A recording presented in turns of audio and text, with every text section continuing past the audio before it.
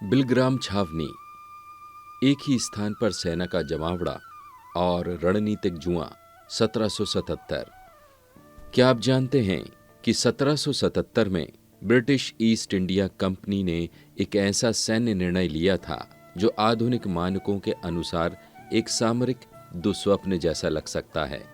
एक ऐसे समय में जब कंपनी एक विशाल और अक्सर विद्रोही क्षेत्र पर शासन करने का दावा करती थी, उसने अपनी पूरी बंगाल सेना की इन्फेंट्री का लगभग 30% हिस्सा केवल एक ही स्थान पर तैनात करने का फैसला किया, जो थी बिलग्राम नामक एक विशाल छावनी।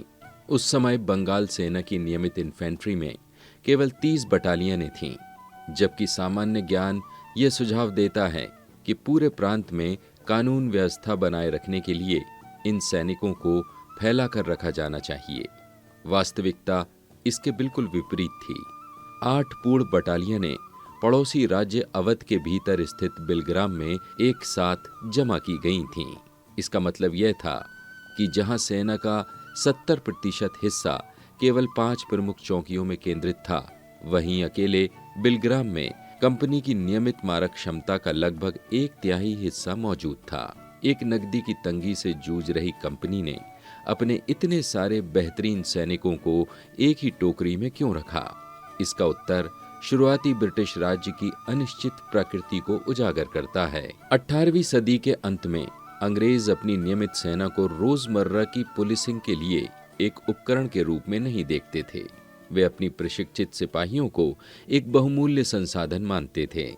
मराठा संघ जैसे शक्तिशाली प्रतिद्वंदियों के खिलाफ युद्ध के लिए बचाकर रखा जाना था। बिलग्राम एक रणनीतिक अग्रिम चौकी थी।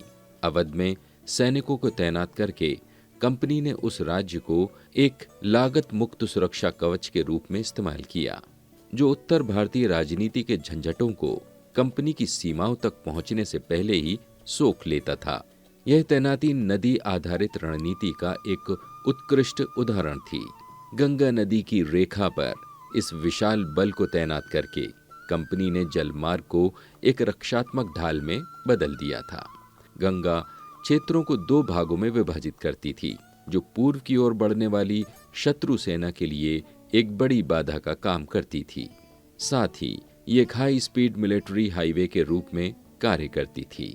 उस युग में जहां खराब सड़कों के कारण जमीनी परिवहन बहुत कठिन था, नदी के माध्यम से हजारों सैनिकों को तेजी से ले जाने की क्षमता ने कंपनी को एक महत्वपूर्ण रणनीति बढ़त दी।